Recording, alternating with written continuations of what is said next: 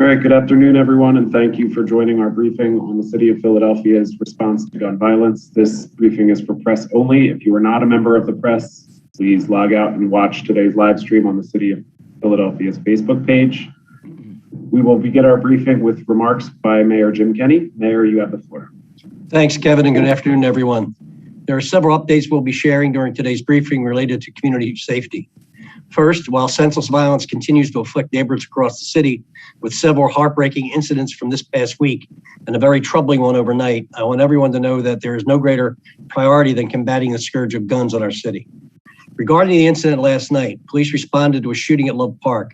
We can confirm that one person was killed and another is in custody. And Commissioner Outlaw will have more on the details shortly. We continue to urge people who have information about crimes to report them through our anonymous tip line. Call or text 215-686-8477 or 686-TIPS.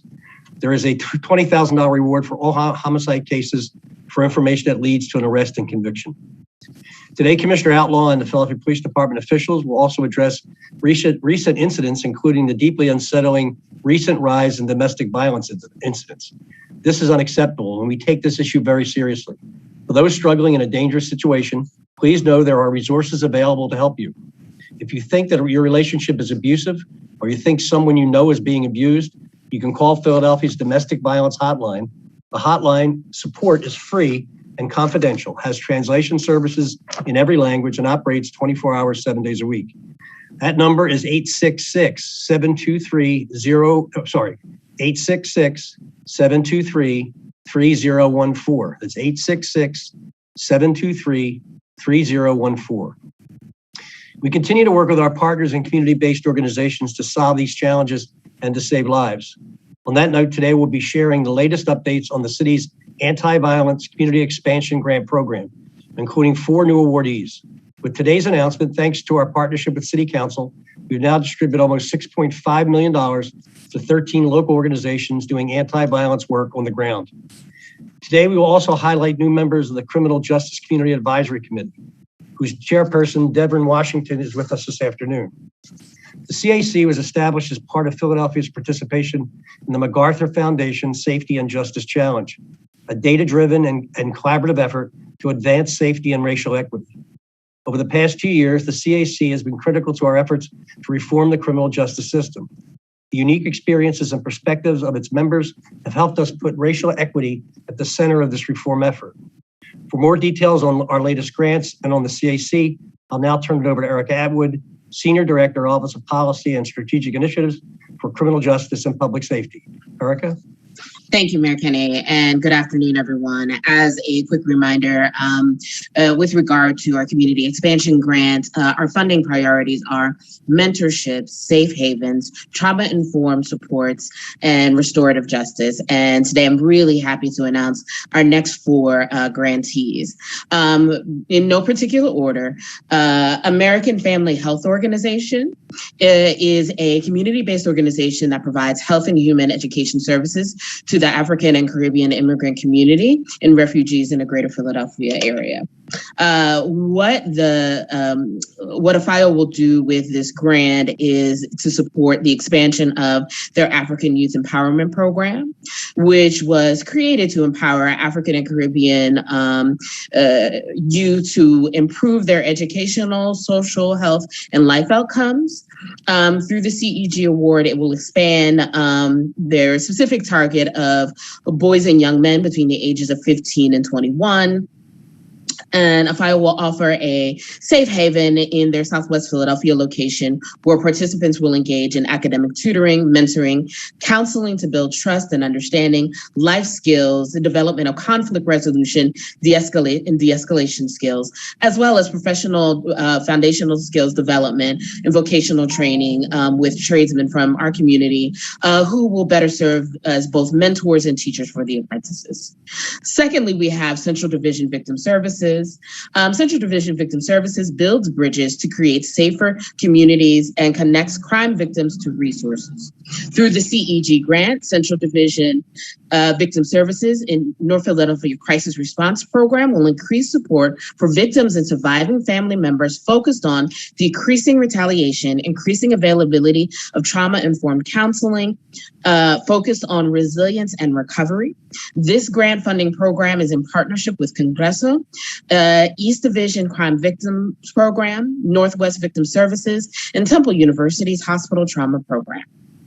Next, we have Mothers in Charge. Mothers in Charge is a violent prevention, education, and intervention-based organization.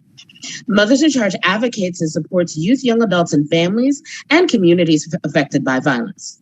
Through the CEG grant, Mothers in Charge will match young men of color who have experienced trauma or have been justice involved with adult coaches with similar life experiences who will participate together in a 12-week creative healing space program.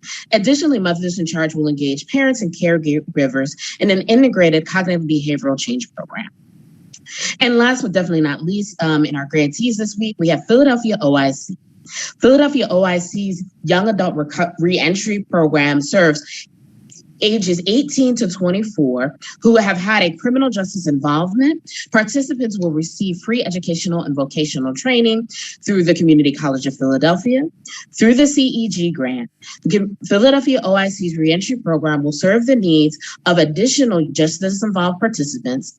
These participants will receive emergency support services, GED and high school equivalency tests, and workforce credentialing, as well as access to licensed therapists to provide mental health counseling and support.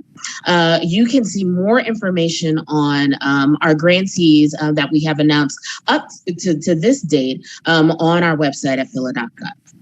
Next, I'll shift gears and talk a little bit more about our Criminal Justice Community Advisory Commission.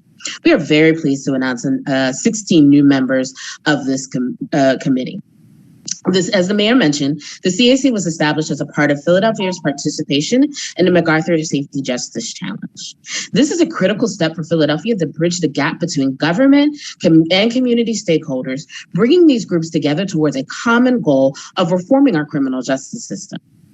The CAC was launched in 2019 with members from around the city, with goals focused on advancing community safety and racial equity while reducing the size of our local jail population. The committee works in cooperation with community justice partners in Philadelphia, and they serve as advisors on the reform effort. They join planning meetings, issue recommendations, host town halls, collaborate on microgrants, and serve as a bridge to a broader group of community stakeholders invested in the City of Philadelphia's criminal justice reform work. The CAC makes sure that the voices of the impacted community from the justice system are heard loud and clear. They hold the government partners and to our promises, and they give guidance when something misses the mark. It was a huge challenge to bring the new advisory committee up to par during the COVID-19 pandemic, but their work has even been more critical during this time. We are excited to announce that the 16 new community members that have been added to the CAC are joining 11 of the original members in this fight. We are joined today by the CAC chairperson, Vernon Washington, who will talk more about their current and future work. Dev? Thank you, Erica. Today is an exciting benchmark for the Criminal Justice Community Advisory Committee. The original members have worked tirelessly over the past 2 years to reduce the number of our fellow community members in jail, improve the conditions for those who are incarcerated, and to reduce the disproportionate harm of the carceral system on Black, brown, and poor people. It has been a difficult time to come together as an advisory committee. From the onset of the pandemic to the uprising stemming from the death of George Floyd, Breonna Taylor, and locally Walter Wallace, and the subsequent calls for transformation to policing and community safety models. Despite those challenges, we hosted a series of town halls on the criminal justice response to COVID-19 and also reimagining community safety. We issued both formal and informal recommendations. We co-designed a community grant program, and we joined planning conversations where the voices of the community had been absent for way too long. We worked to hold the Philadelphia criminal justice stakeholders accountable for the policy decisions that impact our lives and the lives of our friends and our neighbors. And we also reinforced that these are real people that are impacted by these decisions, and that the data is more than just numbers on a page, but decisions that can and will impact the lives of our communities for generations to come. While there was a lot of learning and growing that happened over these past 2 years, we are excited to see the CAC grow into this next phase. Our new members will come on to an organization ready to engage in meaningful transformation. So thank you for all of those who have served on the CAC and who have supported us. I'll now turn it back to Erica Outwood. Thank you, Dev. And we'll be around to answer questions after. I'll hand it now to Commissioner Outwood.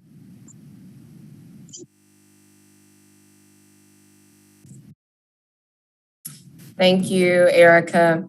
As the mayor mentioned, last night at approximately 8:46 p.m., 9th District officers responded to a shooting at 15th and JFK. There, they located a 29-year-old victim, later identified as Ryan Groff, from Lancaster, suffering multiple gunshot wounds. He was transported to Jefferson Hospital, where he was pronounced a short time later. Detectives assigned to the case worked quickly to recover surveillance video and identified several witnesses who were on the scene at the time of the incident. From the information gathered, police were able to arrest Thomas Gregory from Philadelphia. There are no further suspects, and this case is in the hands of the district attorney's office. This is the latest example of the ongoing gun violence that continues to plague our nation. While stories like this remain at the top of newscasts and at the forefront of people's minds, the alarming uptick in domestic violence is also one that often goes unnoticed.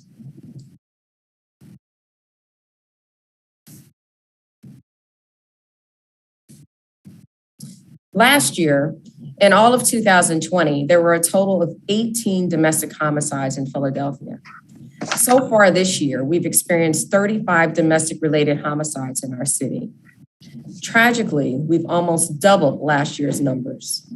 While it's true that these incidents have started to trend down in recent months, one is too many. And all of us here today must remain committed to stemming this tide of violence. So why is this happening? We all ask ourselves this. What the data over the last year has shown us is that there was a strong relationship between the COVID shutdowns and increases in violence. This is a problem that's being experienced in many major cities throughout the country, not just our own. Although this problem isn't unique to Philadelphia, it doesn't mean that it should be accepted or even normalized. When the shutdowns occurred, many of the safe havens that were available to people were taken away. Schools were shut down, places of worship could not open their doors, and workplaces were closed. People out in the communities that work as buffers to domestic violence were limited in their efforts to spot danger. In some instances, individuals were cooped up in residences with the very people who ended up assaulting or abusing them. While the world is slowly beginning to get back to normal or to open up, there are many out there whose support systems aren't available to them in the ways that they once were. Chief Inspector Frank Venor, who's our Chief Inspector over detectives, will be on in a little bit, and he'll share updates on some recent incidences of domestic violence that ended tragically.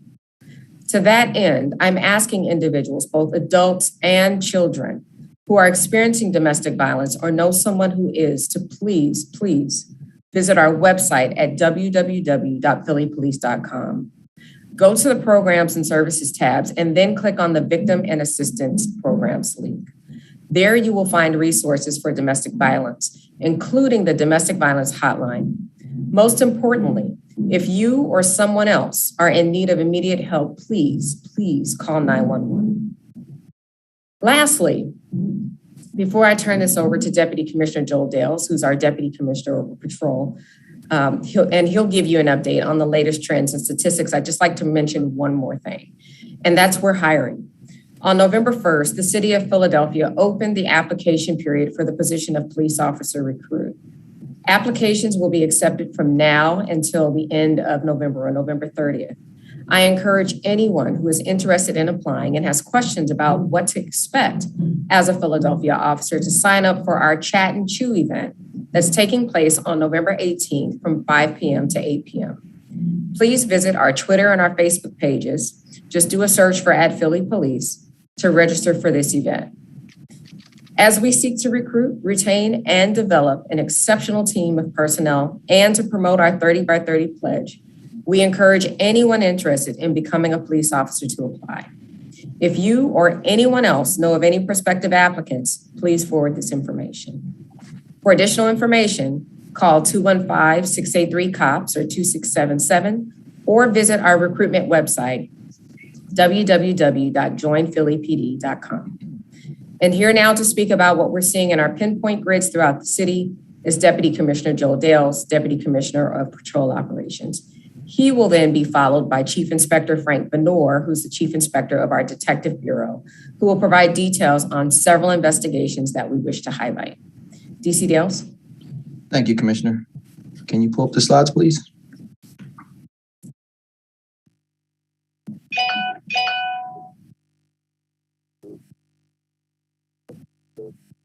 Okay, next slide. Okay, I will start with the citywide homicide and shooting victim stats. Looking at the top of the chart, year to date as of November 7th of this year, Philadelphia had 471 homicides and 1,995 shooting victims. In comparison to last year, homicides are up 12%, 471 this year versus 422 last year. And shooting victims are up 5%, 1,995 this year versus 1,901 last year. Looking at the bottom left of the chart, it shows the motives for the homicides. Again, they remain the same: arguments, drugs, and domestic. And as the commissioner mentioned earlier, that we are up 94% in domestic motives as far as homicides are concerned. Next slide, please. This slide shows the citywide homicide and shooting victim stats weekly comparison. From November 1st to November 7th, we had 13 homicides, 45 shooting victims, which include homicides and multiple shooting victims. In reference to the multiple shooting victims this week, we had 1 triple and 7 double shootings. And looking at the bottom of the column to the right, it shows 35 shooting occurrences for the week. Again, shooting occurrences is an incident count where an individual or individuals were shot. So we're basically counting the incidents, not the number of shooting victims in that bottom number. So in comparison to last week, we are up by 3 in comparison to last week as far as shooting occurrences. Next slide, please. This slide shows the comparison between citywide homicides and homicides that occurred in the pinpoint grids. If you look at the top of the chart, it shows citywide homicides up 12%. And looking at the bottom chart, it shows homicides in the pinpoint grids down 2%. Next slide.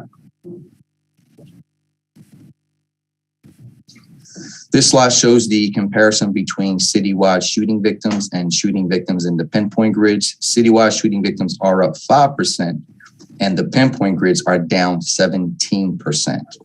Next slide, please. All right, this slide is the 6-week year-to-date comparison. And looking at the top of the chart, it shows citywide homicides fluctuating within the past 5 weeks. However, we are at 12% this week. In comparison to last week, we are up. But if you look at the weeks prior to that, we're actually down in comparison to those prior weeks. However, we are seeing a steady decline in citywide shooting victims from September 27th to November 7th. So as you can see, starting from the left of the chart, 11%, following week, 10%, 9%, 8%, 6%, 5%. So as you see it is a steady decline in shooting victims. If you look at the bottom chart, We are at 2% this week, which I mentioned earlier. And if you look at the shooting victims again, that steady decline, we're now down to 17%. Next slide, please. Right, looking at the top of the chart, it shows citywide homicides down 32% and citywide shooting victims down 28% when comparing the current 4-week period, which is from October 11th to November 7th, with the previous 4-week period from September 13th to October 10th. Looking at the bottom of the chart, it shows homicides down 50% and shooting victims down 49% in pinpoint grids when comparing the current 4-week period with the previous 4-week period. Next slide. This slide shows the year in total VUF arrests for 2017 through 2020 and the total VUF arrests year to date for 2021 from January 1st to November 18th. I'm sorry, November 8th. VUFA is an acronym for Violation of the Uniform Firearms Act. So when I mention that, I'm basically talking about people who were arrested for illegally possessing a firearm. In 2020, we reached an all-time high for VUFA arrests that totaled 2,324.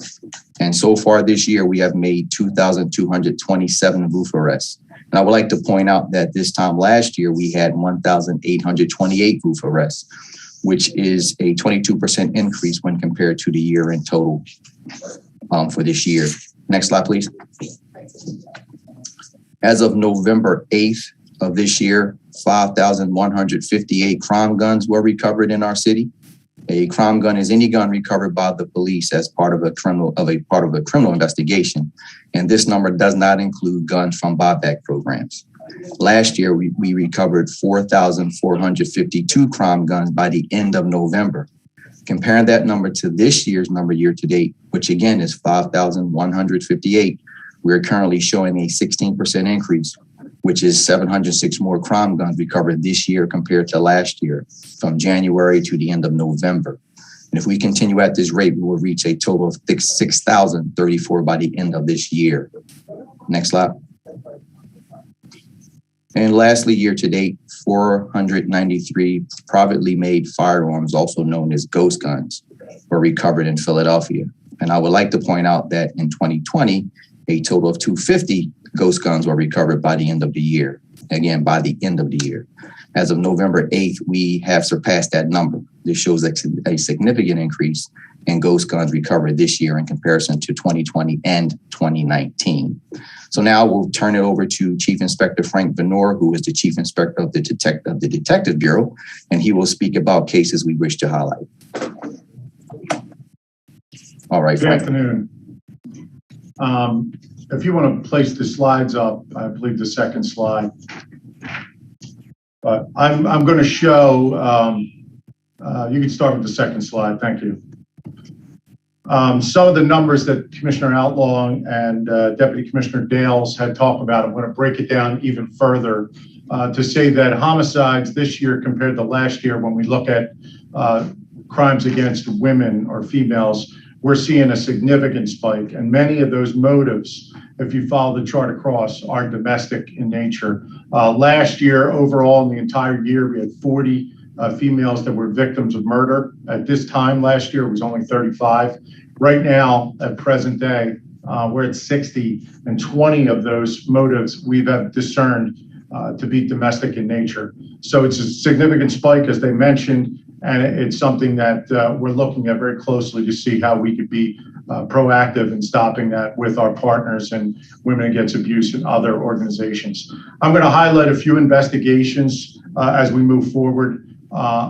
3 of which are crimes against women. 2 of them are homicides, very violent incidents. And in each of these cases, we still need the public's help. So it's very important that we put this out there and we see if we can get someone who may be able to help us in the case. If you want to move forward to the video, please. And you could start the video if you want to pull it up to about 1:20, it'd be a little better.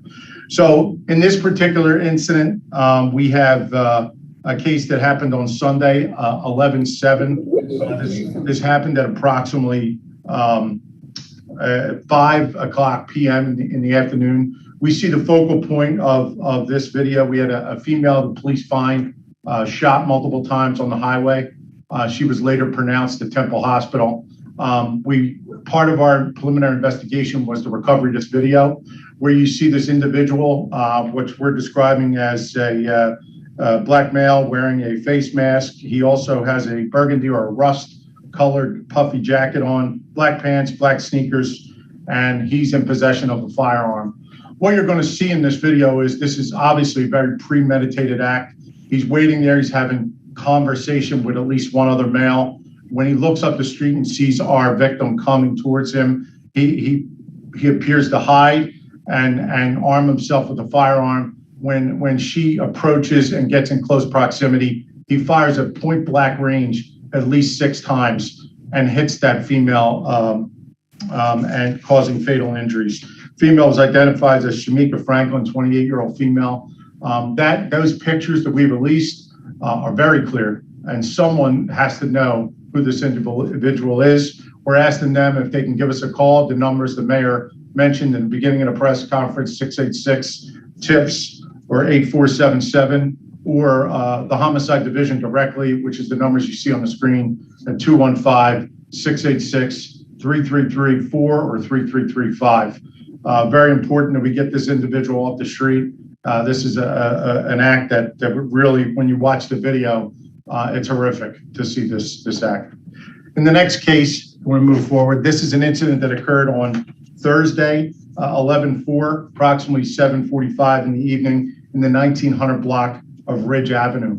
In this case, police respond to this area from 911 calls, and they find 2 females that were shot multiple times on the first floor of the building that you see.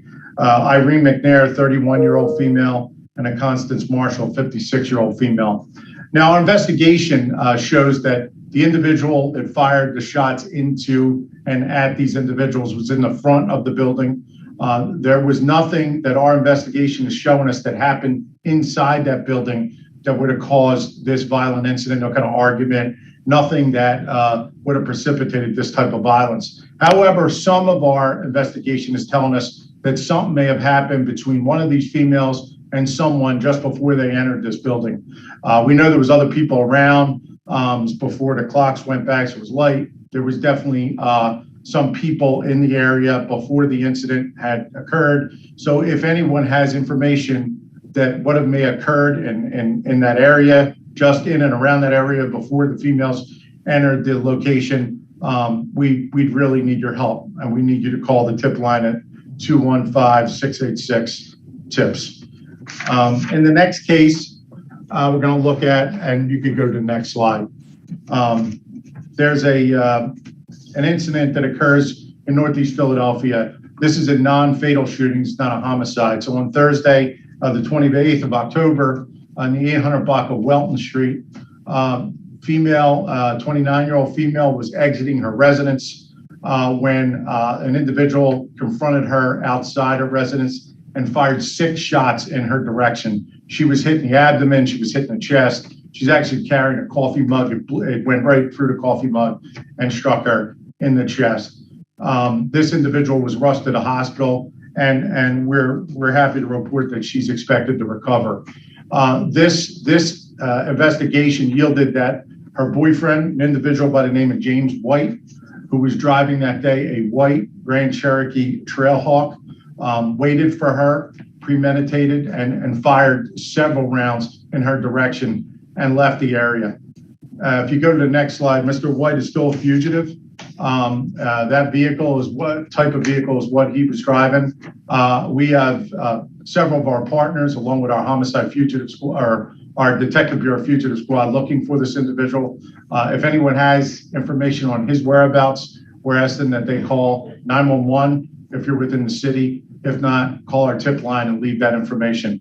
We could use the help in that. The very last case is what was referred to by the police commissioner and the mayor.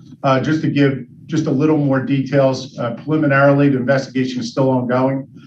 Charges have been lodged for murder against Mr. Gregory Thomas. We know that he was employed as a security guard.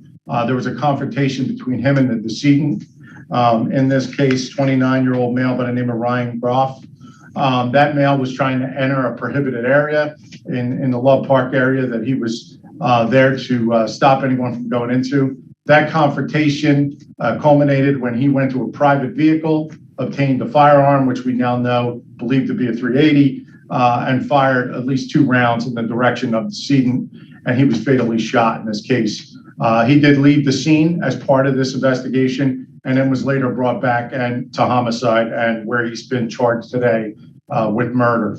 So this investigation is still ongoing. We're still working with the DA's office to recover more evidence. There's lots of video evidence that we have in this case, and we're going to proceed forward with the charges. And the last thing I have is, which was mentioned multiple times by people on the call, this is our domestic violence tip line. I just encourage people that if they have a domestic violence issue, we in the Detective Bureau and the Patrol Bureau work very closely with these organizations.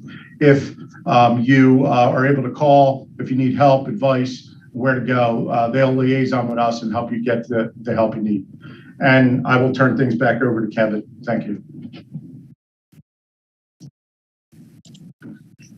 Great, thank you. We will now move to Q&A for members of the press. Because of limited time, only one representative from each media outlet is permitted to ask questions. Reporters are asked to limit their questions to 2 or fewer for the first round, and if we have more time, we will come back to you. Today, we are limiting topics in the first round to questions related to the presentations or anything else discussed today. If there is time for a second round, we will open up questions on other topics. Armando is also available for Spanish interpretation as needed. So with that, we'll turn it over to Christian Johansson of KYW. Can you hear me? Yep, we can hear you. Okay, just making sure. My first question is, I guess for the police commissioner, are you guys considering, I don't know if this would really go to you guys, and maybe it wouldn't, but expanding the Safe Corridor program. I understand that the 16-year-old who was shot and killed the other day, and then the 17-year-old who was also shot, were actually waiting for a SEPTA bus right in front of that school, the Philadelphia Learning Academy. Yeah, Commissioner Dales can talk about that. There has been an expansion, and he can talk to you about what we know about those 2 shootings as well. Yes, we did add a safety zone around that school. We met with the principal. We implemented the zone after the incident occurred. And just to let you know, there was a police officer on the 800 block of Belmont. The shooting occurred 1 block, or actually half a block, not even a half a block. There was a police officer out there and the shooting still occurred. But we did implement the safety zone around that school, and we will stay in constant communication with the principal. And then, Commissioner, this one's for you. Some people within the law enforcement, I guess, community officials have expressed concern over the new driving equality law, just saying that could potentially hinder taking illegal guns out of the wrong hands. Do you think that it could have an impact with taking illegal guns off the street? No. So just to be clear, we have not implemented that yet, but I want to be very clear, whether it's to community or our internal community here and law enforcement, that driving equity bill does not preclude us from doing our jobs. We can still do our jobs. What it's saying is that there's certain low-level offenses that have to have a secondary offense present in order for the stop to be made. And these are offenses that typically aren't associated with other safety issues, or even, quite frankly, some things that we've seen associated with shootings. So no, we still have the ability to do our job. And if there's another factor present where there's reasonable belief or probable cause, where someone believes that there is a firearm present, the officers can still make that vehicle stop. So I do not think that this will hinder our ability to do our jobs and to get guns off the street.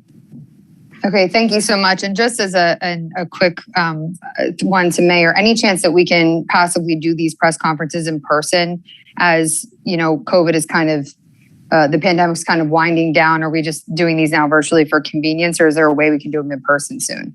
No, I have always, from the beginning of this pandemic, abided by the health department's guidance, and we'll continue to abide by that guidance.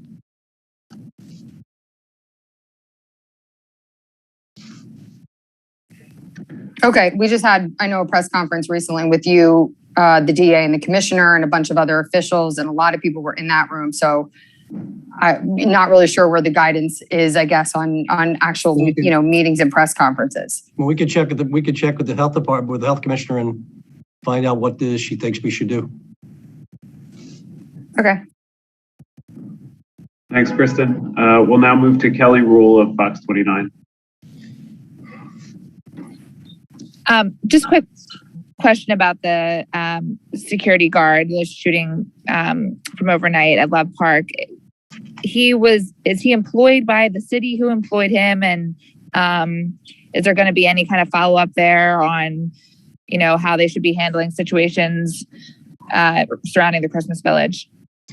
Well, he doesn't work for the city. He works for a private contractor that was engaged by Tumar. Do you have who they were working for? Is it the Christmas Village people? Yeah. Hello. Yeah, as the mayor said, he doesn't work for the city. He's an employee of a private security company that were hired by the Christmas Village organizers to secure a facility.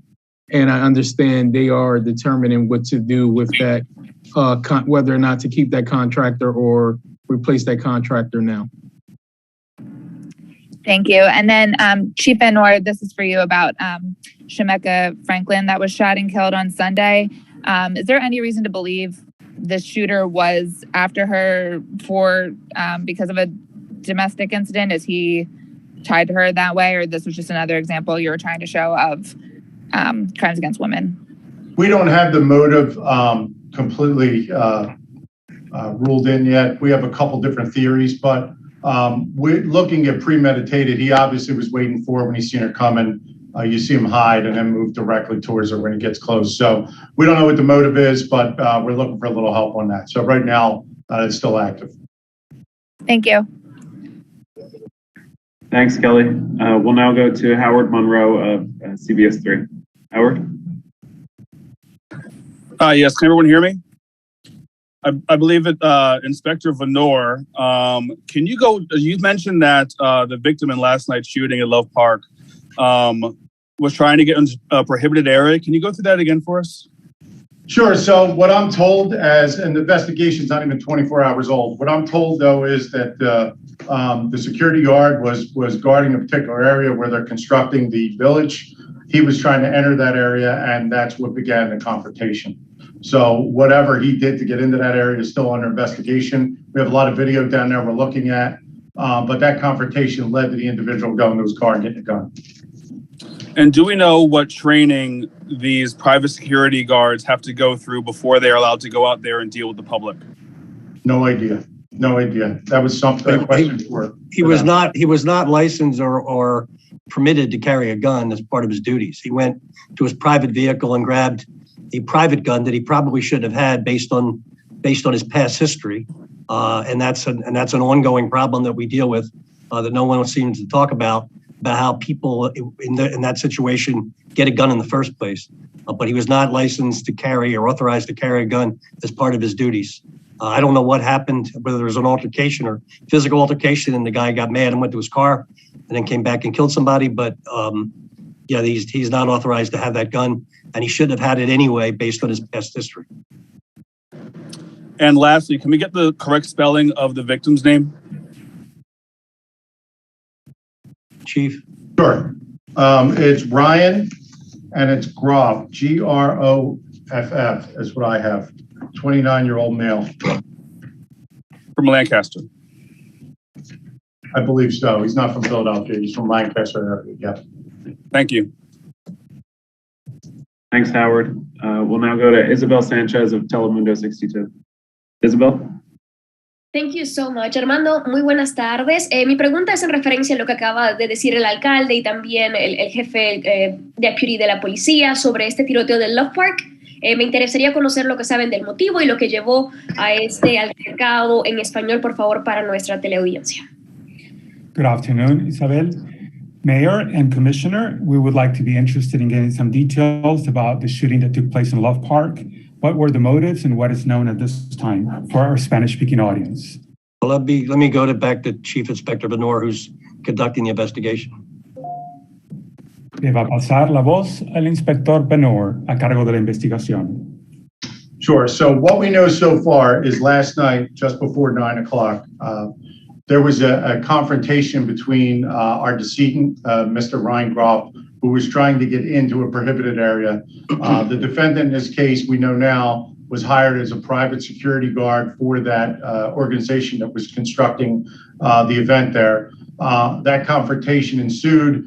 At some point, he went to his car, and from a bag, he retrieved a firearm. He's not permitted to carry that firearm.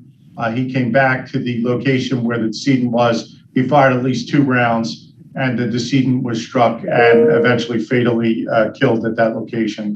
He was taken to the hospital where he was pronounced. The individual left the area in his private vehicle, and through the security company, he was brought back to homicide, and today he was charged with murder.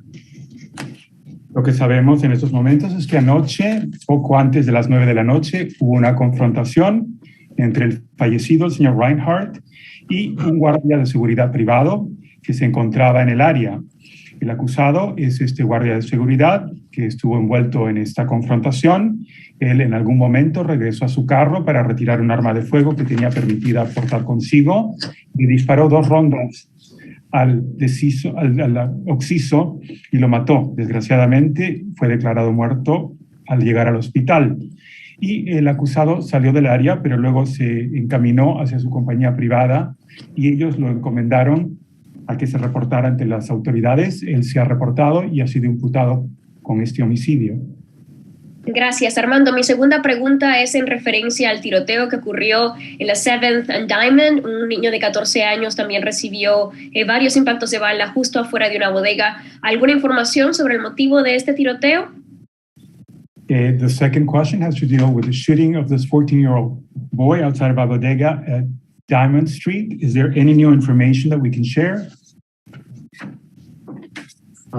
There's nothing new. Last night, approximately 5:20, we know at this point in time, there was at least 2 calibers of weapons. So probably 2 guns were out there. At least there's possibly a 3rd gun. There's a 9mm round that they're investigating. This individual was struck. We don't know if he was the target. We believe he may have been caught in the crossfire of something that was going on there. And that's all we have at this particular time. We don't have a motive yet for the shooting.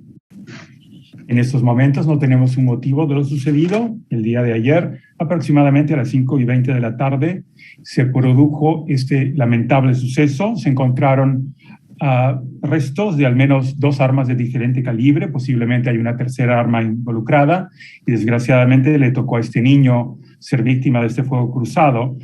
No pensamos que él haya sido el objetivo de este intento y, sin embargo, se le atrapó en medio de esto.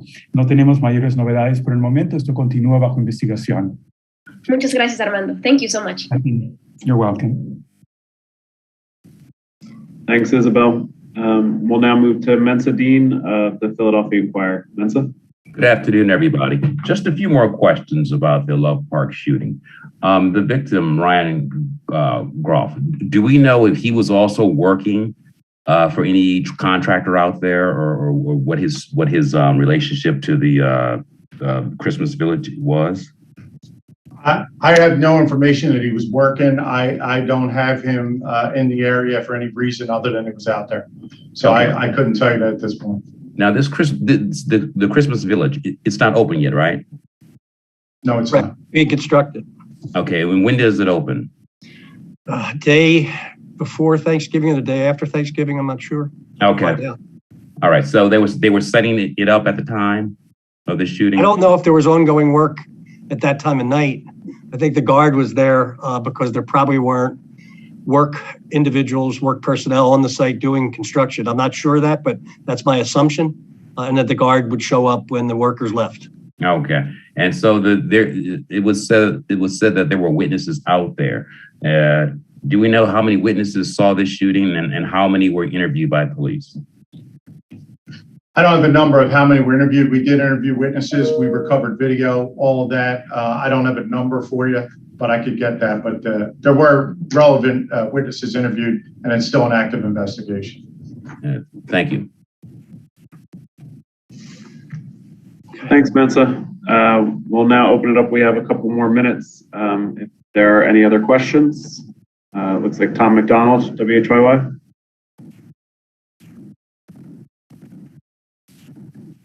Mayor, I've asked this for Nina Feldman from my office. It's about the hiring of Tom Farley in DC. Does it send a message what that Farley did is unacceptable only in Philadelphia? We've had discussions and comment on Dr. Farley when he left. And I'll have no further comment on something that another city has decided to do. You'd have to ask them. Thank you. You're welcome. Thanks, Tom. And we'll go back to Howard Monroe from CBS 3. Howard?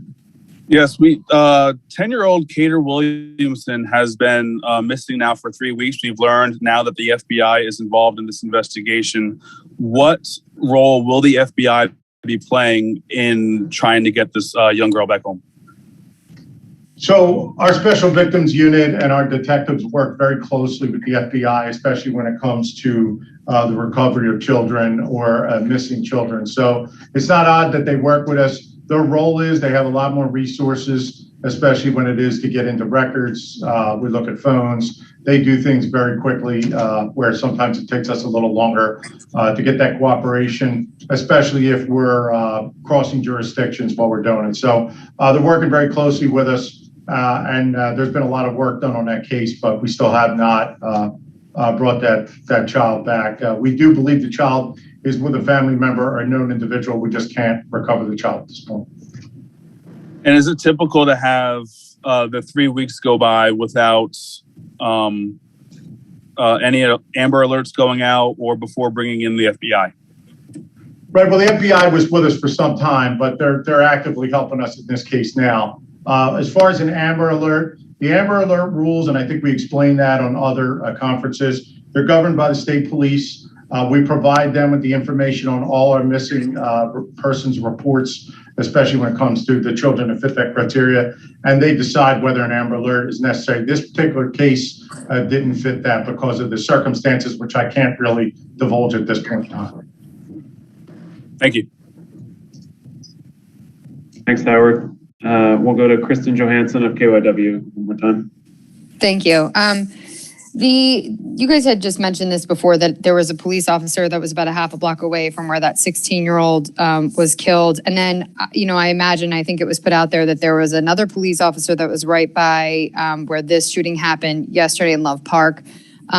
Is there, I want to say, a feeling that maybe that's just not enough, is just having the police presence, and specifically for the mayor, for people who may be nervous even coming into the city because this happened in Love Park. This isn't our first and isolated shooting in Center City. Do you have maybe a message for visitors or for people who may be apprehensive of coming into the city? I think Philadelphia is generally safe. There will be lots of people downtown during the holidays. There's always more safety in numbers. This happened at night with a lot less people in the park than normally. But what would be enough is we get these guns from getting in people's hands in the first place. I mean, it's almost like a crazy debate when we're talking about police and enforcement and coverage and all this other stuff. And again, I'll say it again until you're sick of hearing it. You get a gun faster in Pennsylvania than you can get a driver's license. And you can be a felon and still get a gun in Pennsylvania through a straw purchase. So, and look at the number of guns we report every 2 weeks coming off the street from our hardworking police officers. Everybody's got a gun, and that's what happens when everybody has a gun. My opinion, I'm a Democrat, and I'm probably more to the left. I think the police and the military should have the weapons and nobody else. But that's never going to happen in this country or state. And about the brazenness, I guess you could say, the shootings so close to police for both where that 16-year-old was and then for last night. I don't know if anybody wants to comment on that, Commissioner or the mayor. I'm not a psychologist. I can't get into people's heads and figure out what it is they take out, which normally would have been a fisticuffs, and turn it into a homicide. It's the same thing with that shooting outside Lincoln High School. Back in the day, that would have been three guys fighting instead of a gun and killing a 66-year-old innocent bystander. Take the gun out of the equation, and we have a lot less homicides in the city.